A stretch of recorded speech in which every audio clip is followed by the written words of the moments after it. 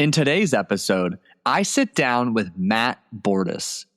Matt is a former collegiate golfer, a Marine Special Operations Team commander, and former Army Special Forces Green Beret. He's also now presently a mindset and performance coach. And in today's conversation, we unpack what it really takes to perform when pressure is high and outcomes matter. Matt has such a unique, fascinating background. He brings a rare blend of battlefield-tested composure and high-level athletic performance coaching to this conversation. We explore why so many golfers, entrepreneurs, and ambitious professionals crumble under pressure, not because they lack skill, but because they've never trained their response. We talk about nervous system regulation, acceptance versus suppression, why mental toughness often backfires, and how your patterns under pressure are usually rehearsed long before the big moment arrives. Without further ado, let's dive in. Help me welcome Coach Matt Bortis to the show. Matt, I'm going to paraphrase a little bit, but what I've learned and gleaned in doing my research is that one of your core philosophies as a mindset and performance coach is you don't control outcomes, you control your response. And your response is ultimately what determines your trajectory. Elaborate on that for us. Yeah, so I think a lot of people kind of already understand that outcomes are more of like an influenced result of the process of all the things that you've done leading up into that point. It's very easy to get tied into that because ultimately those are the things that really is how you're measured success-wise in a lot of different areas in society. So it's hard to get away from that. But in order for you to be able to influence the outcomes the way that you want, you do need to learn how to focus on the things that you can control. And that's really throughout my last, I would say like 15, 20 years or so, learning the nuance behind that. How do you actually do that under environments that are really difficult and trying? Because that's hard, right? Like, I think a lot of people know what to think. It's how do I actually do it? And how do I do it when it matters? And not get focused on that outcome. That to me has always been the difficult part. And I think it is for everybody else too. So walk us through that, because we both know, whether it's on the golf course or just in the world of entrepreneurship, both golfers and entrepreneurs, myself, like type A, OCD, I love control. Yeah. But these environments are inherently uncontrollable. So when you're working with an athlete, how do you begin to train them, their nervous system, to feel safe performing in an uncontrollable environment? So to me, it's a very holistic look at it, right? So if I can't say that there is one system, one way, one approach that's going to be able to make you feel safe in that environment.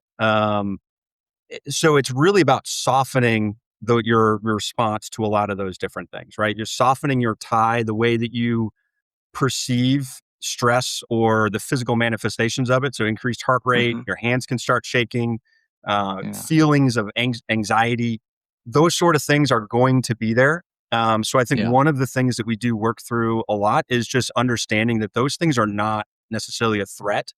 And for most people, in order to have the performance level you want, having that slightly activated or even, moderately high activated nervous system is a very good thing. It helps out a lot. I know for me and a lot of the things that I did, if I came into that situation, maybe overly confident or very calm because I was a little naive about what was going on, my performance actually was not as good as it could have been if I had a little bit better perspective, right? So changing the way you perceive those feelings and sensations is definitely an aspect of it. But another big one is really taking time to deliberately condition how you're going to respond to those situations when they come up. So one of the things that I got taught when I first started getting into this, when I say getting into this, when I was playing competitive golf, and then also when I got into special operations, was, when these situations come up, focus on X, Y, Z, whatever it is. And what a lot of us learn, and what I definitely started to realize pretty quickly, was that if you just wait for those moments to come up, the odds of you executing it effectively are not very good. So if you haven't done the work well in advance and conditioned that, then it's probably just not going to happen the way you want when it's hard. So that's a big part of it, is doing that, just like for any other athlete, training any other physical response, whether it's swing or, a triathlete, wanting to get better at their run times or bike or whatever. You condition those things well months and months and months before the event. And to me, the way you respond is the exact same thing. There's no trick really to it. So to go back to the first part, so by softening your response, like, am I hearing you correctly that you're helping these individuals like reframe that those, whether they call it nerves, fear, stress response, is actually a response of readiness? Just like you mentioned, we need that moderate level of, whether we say readiness, stimulation, adrenaline coursing through our veins to get in, or give ourselves that opportunity to get into the zone and perform to our potential. 100%. Yeah. Okay. Yeah. Awesome. It definitely is. And softening also just a lot of different things, right? I think a lot of guys try to look for calmness. They try to look for these sensations that aren't necessarily, I would say, the majority of the time realistic and shouldn't be relied on as something you're searching for. It's something that if you get lucky enough and it happens, great. That's awesome. Yeah. But by no means do you need to be searching for it. And I think when a lot of people think they start working with a mental performance coach or somebody that's a sports psychologist, that they are going to eliminate these things, that these feelings are going to go away. And that's not how this works. You get taught, from what I've learned, to one big thing is acceptance. Acceptance not only of the outcomes and the mistakes, because you're human, but also of those feelings you're going to have, and learning to operate within that, not pushing them away and suppressing these things. That takes more energy, and unfortunately, it's not beneficial. You don't suppress. Yeah. You're spot on. Like, literally right now, I just had my second session with a new client, and what we're working on is this overwhelming amount of performance anxiety he's experiencing on the course. And his whole approach to date to finally feeling, in his own words, he's reached rock bottom, he's asking for help, is that he's tried to fight it. He's so mad that he feels that way that it only amplifies the anxiety. And what we've been working on and discussing echoes what you say. What you resist persists. So we've had a lot of education and done some deep hypnosis around just accepting it. Like, confidence and anxiety can coexist. It's not one or the other. And the more you accept, I'm feeling anxious, that's actually the fast track to allowing it to subside, to fade, so you can step back into the driver's seat with full-blown confidence. Yeah, 100%. The more you are willing to sit with some of those emotions, that's a huge softening technique just in itself.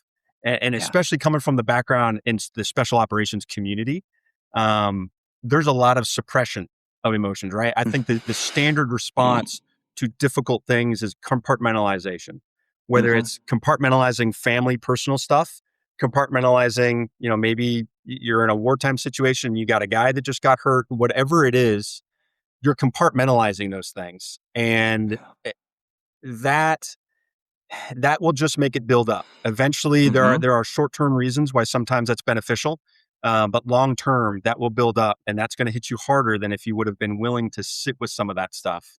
But that, for guys who consider themselves to be very tough, that's hard to do. I'll be honest. Yeah. That's what I've found is one of the hardest things. It was one of the hardest things for me too. So I'm not unique in any of this. So. Yeah, I've told my listeners many times, I was emotionally constipated for 3 decades. Like, I get it. And that pipe did burst and it rained hell on me for an extended period of time. Had I, A, sat with the emotions, and B, candidly, I think invested in a coach, therapist long ago, it would have been a much smoother ride. Not without difficulty, but now I'm at a point where I have a lot more tools and skills and emotions to sit with those emotions so they don't build up and that pipe doesn't burst again. So, but I'm curious too, coming back to something you said earlier, you do a lot of time preparing, I'm going to put words in your mouth, but almost preparing for the worst outcome, just so you go in ahead of time with a prepared response. Talk to us, what have you taken from your military experience and used to help your athletes really begin, whether it's going into an important round or tournament, do the necessary preparation ahead of time to expect the unexpected and have a response plan in place? Yeah. So to me, again, just like you hit on, the military in general, and this is not unique to special operations, the military in general, when it comes to combat arms and how they train, whether it's infantry guys or whatever it is, they do an excellent job of training worst case scenario. So every rehearsal, everything that they do, a schema maneuver that's developed is never designed to be able to manage what they most likely think is going to happen. It's designed to manage what the worst case scenario is going to be. And then if it's less Yeah. than that, great. That's awesome. So that can sound somewhat extreme when you kind of start trying to apply that in like a normal person's life. However, high performing athletes, high performing executives to me don't live in the normal world as well. So Mm-mm. what we try to focus on is the process that you have, your routine that you have in place. Does it allow you to function under the worst case scenario? Because a lot of guys, Mm. like they'll have a golf routine. We can use that very simply, right? So the standard golf routine is usually focused on everything before the shot. And there's obviously other ways to look at it, but that is the typical way. And guys will just kind of flow through it. Yeah, they might be repeating some aspects of it, but it's, the deliberateness that's associated to it, and maybe there's very little things that are assigned cognitively to specific actions that they're doing. And it works when there's a moderate level of pressure involved, or when their Mm-hmm. confidence is also moderately to high, right? And so you're kind of using other things to buffer the fact that maybe your process isn't that good, right? So it makes you a little bit more reliant on confidence. And so we work on trying to make sure that routine basically handles very close to the worst case situation as far as pressure, low levels of Mm. confidence, interruptions from gallery or interruptions from other players that they can't control. The Yeah. process that they have in place already needs to be able to manage that. It's not something that they add on top when the situation gets harder, because now you're trying to think Yeah. more when you're already more nervous, and that's good luck, So Yeah, so two things come to mind in listening to that. One is, I believe the movie's, what is it, Zero Dark 30, the yeah, Osama bin Laden raid, and like the one chopper going down into the wall. It's like, okay, shit, you didn't plan for that, but yet you did. You had so many contingency plans that in the moment, you had already rehearsed and drilled some worst possible outcome. And obviously the job got done successfully, which is incredible. And then two, I had a guest, Gina Kim. She's on the LPGA tour a couple episodes ago. It might have been like number 148. Don't quote me on that. But she is in a very important tournament. She's, I think, tied second going into the last round. And on either the second or third hole, she gets a quintuple bogey.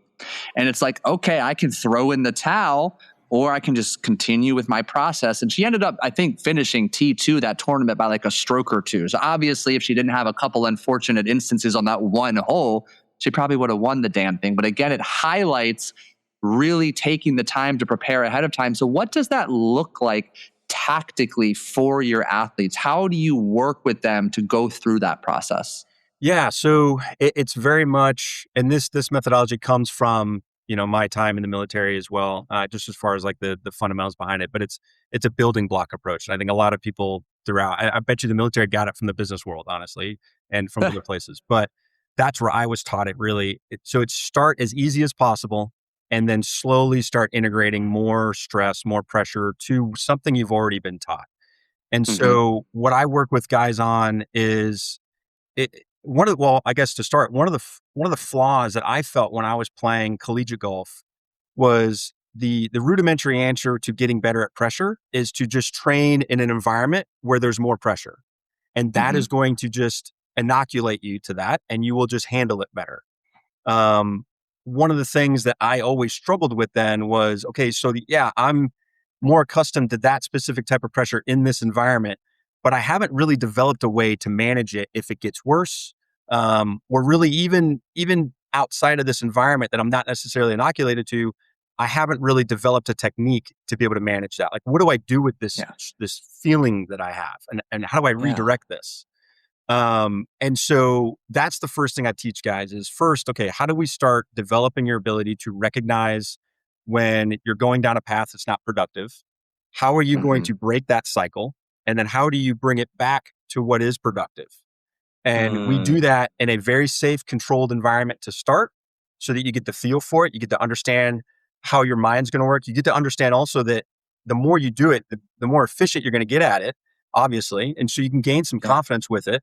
And then you start applying it to practice, like go out to the golf Right. course, You're going to play certain games, and you're going to use this technique that we've integrated into the game that they have, so they can see that as the pressure increases, and they start trying to apply certain things that they've practiced in their house, in their home, in a safe, controlled area, they see how it starts to help. And then you start applying it to more pressure, competitive rounds, things like that. But that's the building block, but it's giving somebody a specific tool to how to do this before you just throw pressure at them, essentially. I love that. Like the verbiage that comes to mind for me is like a pattern interrupt. You realize you're being overwhelmed by the anxiety, pressure, nerves, whatever your verbiage is, and you have a tool to, there's awareness. Okay, what are you doing with that awareness? There's an action to break the pattern, the cycle, and hopefully get you back on track. Yeah. It's interesting. I have 3 years of Krav Maga training. And what really resonated with me in our training was when we were drilling a new skill, we'd start incredibly slow, like 25%. First it's getting demoed to you 100 times and it's engaging all your senses, just watching the instructor demo. Then you're going at it 25% speed, half speed, and then you're doing it, 75% speed. But then the final 5 minutes of class is like shit hits the fan, they're blaring music, the lights are flashing, 3 guys are attacking you, and you got to figure it out. Yeah. And it was just an opportunity for feedback. Am I going to fall back on the training? And I share that example to segue to my next question. You know this better than I do. In these high pressure environments, people don't always rise to the occasion. They fall back, whether on their training, their pattern, their habits. Yeah. In your work with these competitive athletes and high performers, what are some of the dangerous patterns that people are prone to falling back on when things start going wrong? Yeah. Well, this is the one. So the one that I see the most, and it's also the one that I dealt with the most, right? If you are working with anybody who considers himself, I think, to be a high performer, I would say this is something you're going to see like 98, 99% of the time with these guys, or gals, right? But it's this idea of mental toughness, right? And I think, especially coming from where I've been in my life, it's seen as the epitome of what you're trying to be, is mentally tough. But one of the things that come from that is when the pressure goes up, you bear down, right? And you're going to try harder.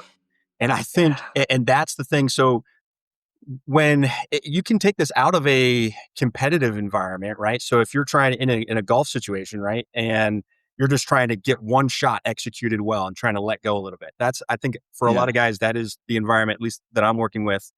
That's one of the major issues. But if you take that also to an executive, and you've got somebody who's going through a lot of stress, and his answer to this is to constantly bear down, you're going to deal with situations like burnout, right? You're going to get exhausted. You're not going to be showing up in the way that you need to.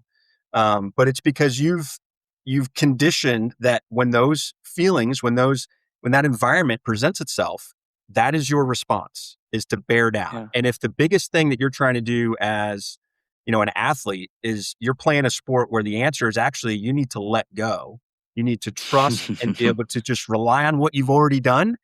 But when you're practicing, all you do is bear down and try harder. I mean, that's what you've conditioned, right? And unfortunately, your brain doesn't care whether the conditioned response is actually beneficial for you or not. It goes to what it's used to. I mean, that applies to a lot of different things, right? And it would be nice if your brain during those moments could just default to what the best thing for you to succeed in that moment is, right? It's just that part of the brain gets shut off as pressure goes up, right? So unfortunately, it doesn't work that way. But so talk to us about, I get a lot of my after round reporting from military work, the after action report, what went well, what could have gone better, what did you learn, is a very simplified version that I use with a lot of my athletes. Yeah. How do you help your golfers specifically unpack a performance that didn't go as planned, to find the takeaways and not let the entire experience hold them back, unable to move forward? Yeah. So, one of the big things that I work with guys on is trying to develop patterns, essentially, to what it is that we're seeing. So if it's a one-off situation, I definitely try to help them to understand that those sort of things are always going to happen. You can have the best process in the world. You can make all the right decisions, and you're going to make a quad on a hole, right? Like, unfortunately, that's going to happen.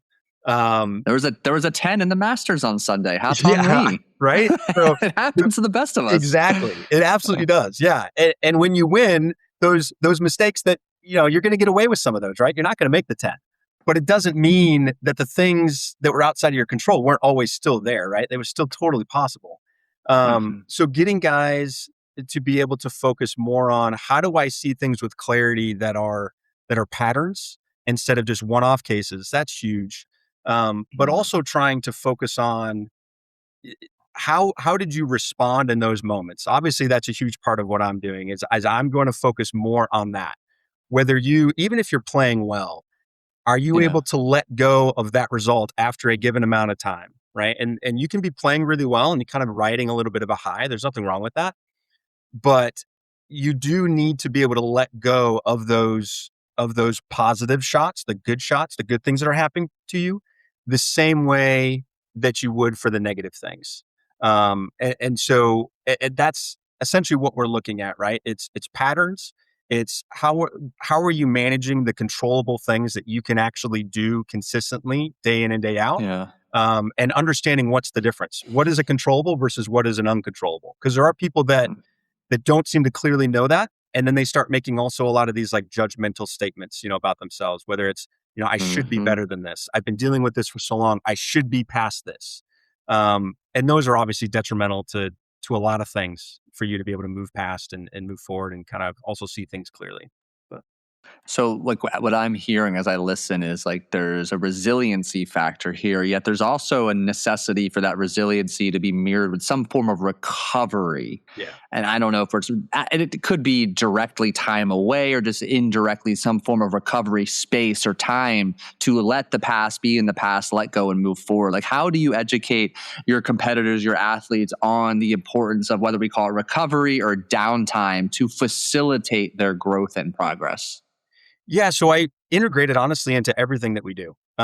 It's not something that I'm going to tell them, hey, after the round is over, you need to give yourself time to decompress. When the moment you leave the course, you need to just let go, right? Like to me, that process of letting go is integrated throughout. And so one of the things that I do work with guys on a lot in practice is being able to say, hey, if you've got a game that you're focused on and you're trying to achieve a specific outcome, there is a focus that you have to have in order to try to achieve that outcome. The focus is not the outcome.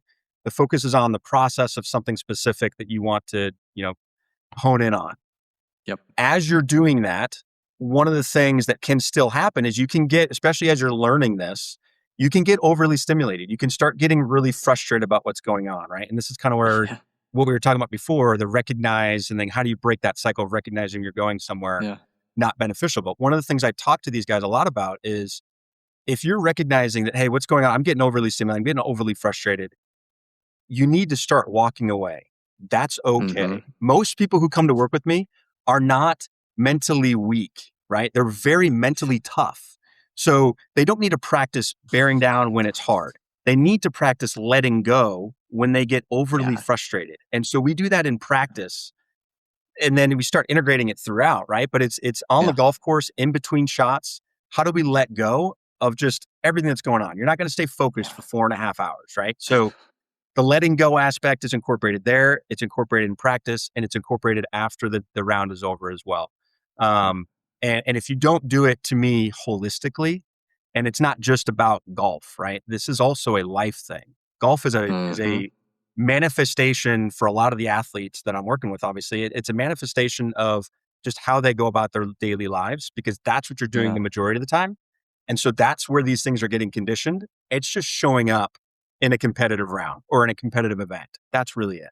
So I hope, I don't know if that's well said, but it does. And that's well said. Like I often echo, like golf is a mirror of our own personal development journey. So I love your phrasing of that. And I agree. Like I personally struggle. I have a default pattern. I am very go, go, go. And when I get into that groove in my golf practice sessions, I go faster, which means I become more mistake prone, which means I become more prone to frustration and irritation. So something that's worked for me that I think echoes what you do, it just might sound or look different, is like I set a timer for 7 minutes and I focus specifically on one aspect. And then the next 3 minutes, I put the club down, I walk away, I hydrate, I breathe, I sit, and just be. Because I know if those sessions are any longer, that frustration is far more likely to creep in. My practice sucks. And then I leave the course feeling, oh, that was a waste of time. Yeah. And it's taken a lot of trial and error for me. But now my pattern recognition of when the urgency begins to take over is exponentially better. So I have this framework to support having quality practice paired up with quality rest. And it seems like that's what you're speaking to. Yeah, absolutely. I actually just yesterday talking about exactly what you're talking about here. I had a guy that I was working with who was telling me he doesn't understand. He loves practicing all these other parts of golf, right? He loves hitting golf balls on the range. He loves chipping, but he's got this anxiety that's starting to develop on the golf course with putting. And he is getting very stressed out specifically with practicing putting. And so I was like, all right, just walk me through. How are you treating this? How are you structuring your putting practice?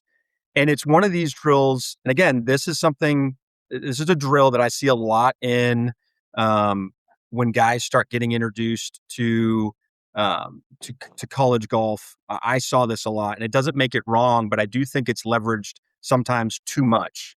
It's these drills that you can't walk away until you've got it complete. That is the complete opposite of what we're talking about, right? Unless you've got a guy who doesn't have the stick-to-itiveness, right, that he needs. Okay, that makes sense, right? Yep. But like I said, the most of the guys who are showing up to that level of a program, a top D1 program, and they've got it, or they wouldn't have probably gotten there. And that's what this guy was doing. He had created a goal that he was like, hey, 7 out of 10 from 6 feet is the average for a tour player.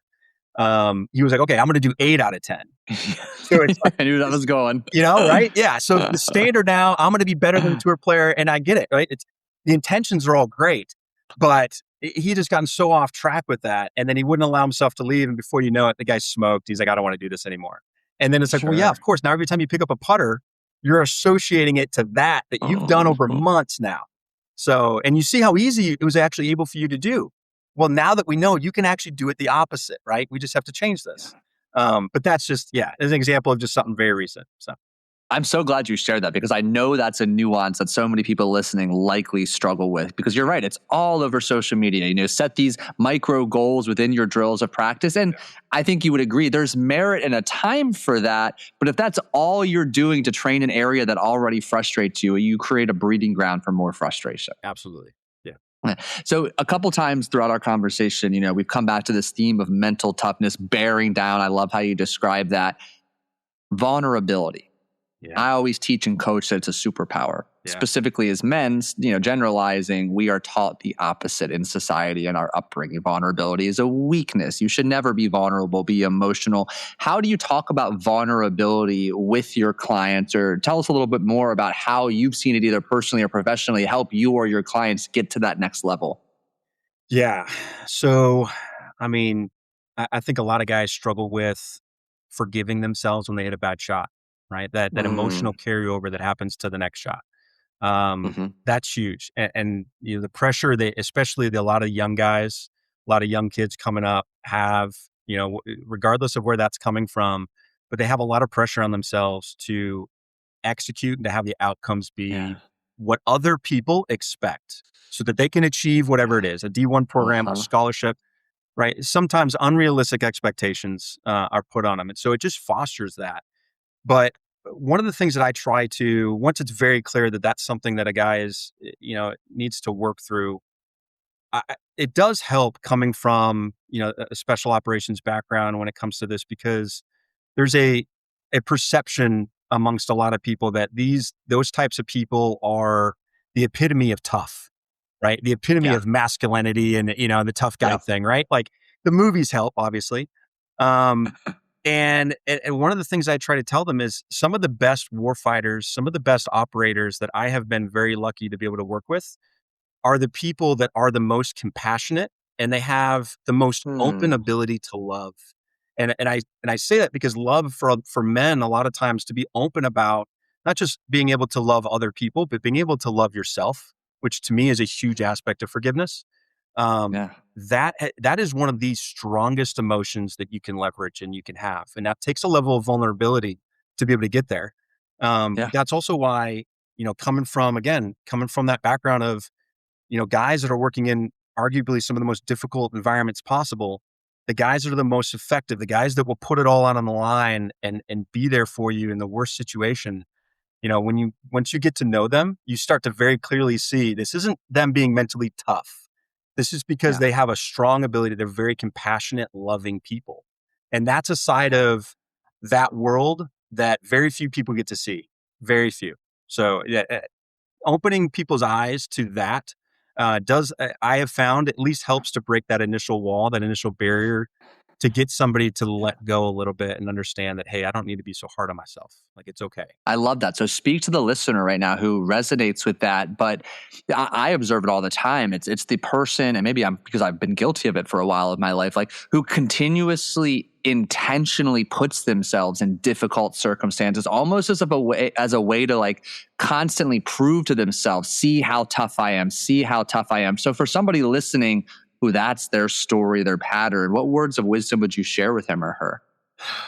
Yeah, so once your self-worth gets tied to whatever external validation thing that you're looking for, that to Mm-hmm. me, that at least for me, that's the thing that I struggled with a lot, right? That is one of the major driving forces that I had that pushed me, to play at University of Texas, University of Arkansas, and to get into the special operations world. It was looking for that external validation to tell me that Yeah. I am good and that I'm Mm, worthy of whatever it is that I want to be worthy of. And a lot of times, it's hard for me to tell, everybody what their reason is, but that is a very common one.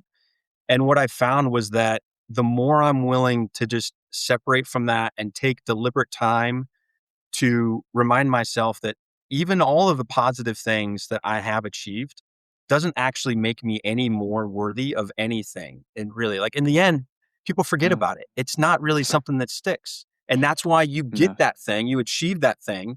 And then for guys like us, you're always like, okay, well, what's the next thing? The What's standard is next? raised, right? And it's like, well, because that had nothing to do with it. That's why you're looking for Yeah. the next thing. It's the wrong spot. And that's where, to me, being willing to sit down, and I use meditation, and I think meditation is very useful. But I use Yeah. meditation to literally, at times, I have specific purposes behind certain sessions that I do. But there are sessions where I am focused on giving myself some self care and recognizing Mm-hmm. that, hey, like it's okay. Like you can make a mistake here. It's okay. It doesn't make you any less of a person or any less worthy. And I need to remind myself of that. And to me, that's been the biggest thing for me, is recognizing that I it's okay. My self-worth comes from inside and I don't need all of these Yeah. other things. And that's helped me to let go a lot. So And what's interesting, so for those of you listening, there's so much value in what Matt just shared. And if you didn't catch it, underneath everything he shared is this act of slowing down, connecting to yourself, coming back home. And, my listeners have heard me sound like a broken record. I'm a big advocate for a daily practice of stillness, silence, and solitude to disconnect from all the noise, to really reconnect with yourself, to ensure that you're taking aligned action with who you want to become. So what Matt just shared is brilliant. And at the foundation of that is the time to himself. One of my coaches, like I give him all the credit in the world for turning me onto this. He has a weekly coaching session with himself. And the way he phrased that, I was like, that's genius. Like, it sounds so simple when you hear it. Like, he sits down, blocks an hour on his calendar, and just asks himself the hard questions, reflects, journals. And it's something that I have begun integrating into my weekly routine. And again, it's just a time of silence and reflection on steroids instead of 10 minutes at 60-ish minutes. And again, for you listening, Matt just dispelled so many benefits of that. If you're not already doing it, it needs to be done. It is a true catalyst to getting you to the next level and helping you become the person you need to become to be at your best. Now, that brings up an interesting point I want to get your 2 cents on, Matt, is accountability. And, in your military career, absolutely non-negotiable. Accountability is of the utmost importance. Where are golfers, entrepreneurs, the high performers listening, missing out from having some form of a system of A, self-accountability, and B, a form of external accountability in place? well, I mean, to me, the easy thing that just pops in my head is not playing the victim card, right? So Hmm. it's it's essentially just saying you got to take ownership of the results of the things that are going on around you, especially obviously the things that you can control. It's just, to me, it's one of those things where if you're not looking at, okay, how do I respond in this situation versus this situation is doing this thing to me or causing me to respond this way, Hmm. then that obviously you need to have a little bit of a shift there. But Yeah. yeah, I mean, taking ownership of what's going on is crucial. You're not going to be able Yeah. to see things clearly until you do that. But the other thing too that I found with guys, I working on someone else actually recently about this is doing what you say and setting a pattern of being able to do that. And Yeah. it sounds easy, but it is not for somebody who is new to this and new to being disciplined, right? Because that's a big word that gets thrown around all the Hmm. time. It's just being disciplined, right? Waking up at like Yeah. 4:30 in the morning, doing your workout every day. Jocko style. Yeah, right. And like time and place, but realistically, whatever. And I think making it easy, right? So looking out for future you is an aspect when it Mm. comes to discipline and taking ownership of things you can control that I think is really important, and it's very helpful for somebody who's trying to develop that. Look out for whatever future you needs to be able to achieve the Yeah. things that you're looking to try to achieve that day that you can control. And whether that's, setting, if you want to have in the morning, there's certain, things that you want to embody that day, right? You have a reminder maybe that's on your desk in the morning or on your nightstand in the morning that you look at that's right next to your phone. Because unfortunately, a lot of us still, are going to look at their phone first. So have a Mm. reminder right there. It's already something you're going to do. Yeah. And it's just an easy way to look out for future you, to kind of Yeah. remind yourself, hey, okay, this is something I want to embody today. Or I want to take 10 minutes to meditate this morning before I, start my day. And there's a reminder there for you to do that. Little things like that, to me, make it easier to get the momentum to do what you say, to Mm. slowly build the discipline to do the things that you probably are getting a little maybe hard on yourself that you're not doing. It's really hard to be like, I'm not going to the gym, as often as I want or whatever, right? It's easy if you start breaking it down a little bit. Just do a small part of that, and then Hmm. get consistent with that one small thing and then Yeah. slowly integrate the whole thing eventually. But yeah. Yeah. I'm a big fan. Like, I love having some daily, I call it an out of comfort zone experience. Could be 30 seconds, could be 5 minutes, but A, it's accountability. Yeah. B, it's me proving to myself that I'm going to do what I said I would do. So for instance, and this usually changes every month, but right now I'm back in 3 minutes of a cold plunge every day. I don't care when, it just gets done. But it's a simple, look, it takes 3 minutes to do it, 2 more minutes to towel off and get back to the rest of my day. But for me, it's just a reminder that I do what I said I'm going to do. And I find that incredibly transferable in terms of building follow through, commitment, and confidence that shows up in other areas of my life. Yeah. Yeah. That is a huge aspect of this. I completely agree that, hey, in the morning or at night before bed, if I say, hey, tomorrow morning, I'm going to go work out, and I wake Hmm. up in the morning and I'm not feeling good, I've definitely developed that pattern of saying, I'm going to do it because I'm going to hold myself accountable to what I said I'm going to do. It's not for anybody Yeah. else. And even if that means just showing up to the gym, it may not be that day that I'm putting 100% effort in because I'm just not feeling Hmm. it. That's okay. That to me is kind of where that Yeah. acceptance aspect comes in a little bit, and some of that I self, like that you said that. right? Just Yeah. be there, right? Just show up. And that's something I learned. So years ago, I went through this phase where I got into Ironmans. Okay, And, cool. and and the training regimen for that is insane, right? So if you think you're going to put 100% effort into brick workouts, into the multiple two-a-days you've got to do every single day, you're not living in reality. And the thing you got to recognize is just showing up sometimes and just doing the best you can that day, even if that's 30%. Man, that's better. That's a heck of a lot better. And it conditions follow through, but also Yeah. giving yourself That, some yeah. grace. So yeah. I agree. Brad Stallberg, he's written a couple books. His most recent one, I'm looking behind me. What is it called? The Way of Excellence. It's like literally the book on excellence. But the book before that, whose name and title eludes me, it talks about a principle of rugged flexibility. And it really embodies what you just shared there. There's an acceptance. Like, yeah, you're going to be ruggedly committed to the goal you've set out for yourself, but you're going to be flexible and you're going to understand that it is okay to adapt in that moment for good reasons. And that's why this daily silence practice, to tune in with yourself, to make sure there's no lying, cheat codes, or shortcuts being taken place.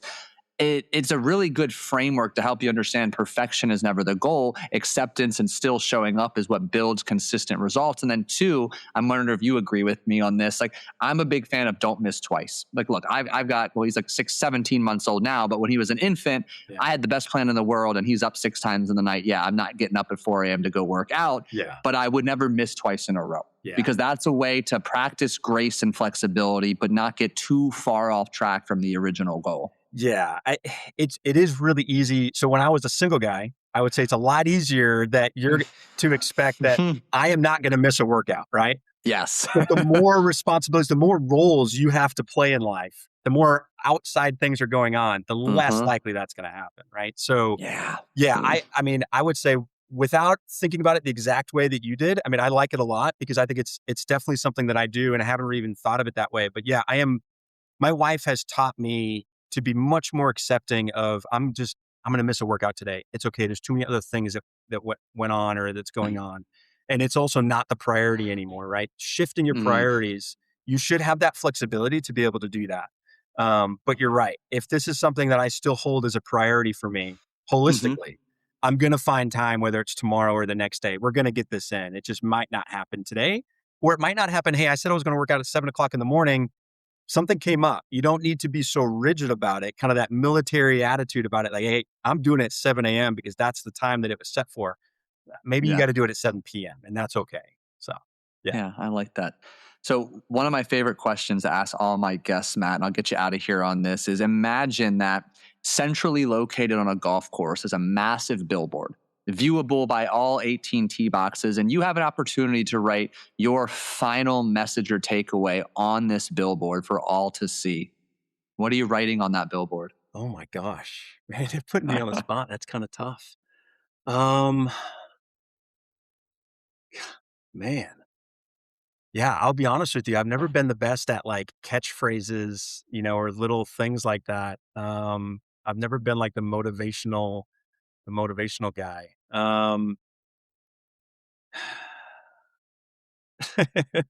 The first thing, I'll be honest with you, I don't know if I'd put this on the board, but the thing that pops up into my head here is you are enough. And I say that just because, guys, I think it's easy when things are easy. It's easy when you hit a good shot. It's easy when everything is flowing well. But when you're not, and all of those, that bad shot starts carrying over to the next shot, right? A lot of times it is because you feel like that shot or that negative thing says something about you. And if you can have something to kind of break that and recognize that it doesn't say what you think it says about you, it really helps to recover and kind of move past it and save that round from getting out of control. But yeah, that was the one thing that kind of stuck in my head is you are enough. And I know it may sound a certain way, but yeah, for me, that's been very helpful. So. I love it. I mean, I can tell you, I work with people who on paper look wildly successful. I don't feel they're enough. They don't feel they're deserving, worthy of all they have. It's the crux of the type of work I do. So I think it's a powerful, timely message that never gets old. So I'm grateful you shared that. Sure. Absolutely. Yeah. And for our listeners, where can they go to learn more about you, to apply to work with you and connect with you online? Yeah, so I've got a website. It's forgeresponse.com, and then also on Instagram at forgeresponse. But on the website, you can book an initial consult. It's a 1-hour free consult just to get a feel for whether or not we'd work well together. And then there's a portion down at the bottom as well where you can just ask some questions, and it goes straight to me as well. So, outstanding, Matt. This was an absolute blast. Thank you for joining me. Yeah, thanks, Paul. I really enjoyed it. Thank you. Absolutely. And for those of you listening, thank you for tuning in to another episode. Episode 154, 55 at this point. It's wild. Time flies. So thank you so much for being here. An incredible amount of value in this conversation with Matt. So please do what I ask of you every week. Not only go share it with a fellow friend or golfer, but go back and listen twice, taking notes, and most importantly, implementing and integrating all that you learned from listening to Matt here today. And if you haven't done so already, it takes 30 seconds to leave a genuine rating and review on Apple Podcasts, Spotify, or wherever you're listening to today's show. Thank you again for listening. Hit them straight this weekend, and we'll catch you in the next episode.